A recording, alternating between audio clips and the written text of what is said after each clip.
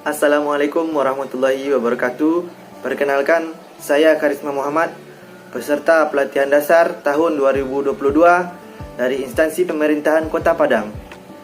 Golongan 3, Angkatan 3, Kelompok 3, nomor absen 1. Pada kali ini saya akan menjelaskan beberapa hal mengenai isu kontemporer. Yang pertama yaitu isu-isu kontemporer negara Republik Indonesia. Isu kontemporer merupakan suatu pokok persoalan yang terjadi pada masa sekarang atau menjadi trending topik pada saat ini. Berikut ada 3 isu kontemporer yang akan saya jelaskan. Yang pertama, korupsi. Menurut KBBI atau Kamus Besar Bahasa Indonesia adalah korupsi merupakan penyelewengan atau penyalahgunaan uang negara, perusahaan, organisasi, yayasan, dan sebagainya untuk keuntungan pribadi atau orang lain atau kelompok. Nah, beberapa faktor pemicu korupsi yaitu: yang pertama, memiliki sifat tamak. Yang kedua, moral yang lemah menghadapi godaan. Yang ketiga, gaya hidup yang konsumtif sehingga pendapatan tidaklah mencukupi untuk kebutuhan. Yang keempat, masyarakat menghargai seseorang karena kekayaan. Yang kelima, adanya desakan kebutuhan ekonomi dari seseorang. Yang keenam, mempertahankan kedudukan dan kekuasaan. Yang ketujuh, adanya kultur atau budaya organisasi dan mencontoh pimpinan yang salah. Kemudian, yang terakhir, adanya kelemahan sistem pengendalian dan pengawasan, baik itu pengawasan internal maupun eksternal. Isu yang kedua yaitu penyalahgunaan narkoba. Narkoba merupakan singkatan dari narkotika, psikotropika, dan zat aditif lainnya yang merupakan obat berbahaya yang jika dimasukkan ke dalam tubuh manusia, baik melalui dihirup ataupun disuntikkan, dapat mengubah pikiran, suasana hati, perasaan, serta perilaku seseorang. Yang ketiga, isunya yaitu penyebaran berita bohong atau hoax. Hoax atau berita bohong merupakan berita atau pesan yang isinya tidak dapat dipertanggungjawabkan, yaitu karena berita tersebut merupakan berita bohong atau berita palsu, baik itu dari segi sumber maupun isinya. Nah, berikut bagaimana sebagai seorang ASN untuk menghadapi isu dan perubahan.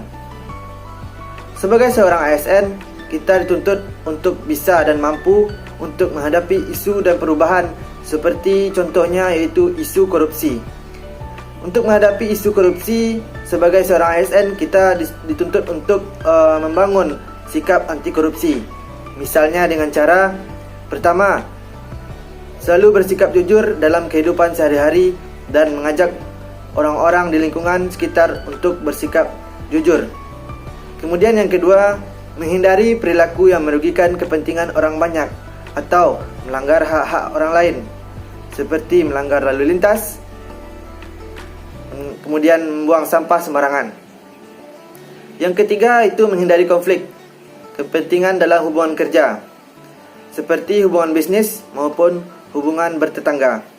Yang keempat, melaporkan kepada penegak hukum apabila menjadi korban perbuatan korupsi, seperti apabila kita diperas oleh seseorang atau menerima pemberian atau hadiah dari orang yang tidak kita kenal atau diduga memiliki konflik kepentingan, maka kita harus segera melaporkan. Selanjutnya, bagaimana teknik menapis isu dengan teknik metode USG. Untuk menapis isu, maka diperlukan metode USG. Kepanjangannya urgency, seriousness, dan growth. Memiliki arti. Yang pertama, urgency, yaitu seberapa mendesaknya isu tersebut untuk segera dibahas, dianalisis, dan ditindaklanjuti. Kemudian seriousness. Seriousness artinya seberapa serius suatu isu harus segera dibahas yang dikaitkan dengan akibat yang akan ditimbulkannya. Kemudian growth artinya seberapa besar kemungkinan memburuknya isu tersebut jika tidak segera ditangani. Kemudian adapun contoh analisis isu berdasarkan kriteria USG di puskesmas adalah sebagai berikut. Pada tabel 1.1 mengenai analisis isu berdasarkan kriteria USG. Nah, untuk perankingan nilai USG, kita menggunakan standar nilai Likert, yakni 1 sampai 5. Nomor 1, belum optimalnya penyimpanan pengarsipan surat di Puskesmas Padang Alai.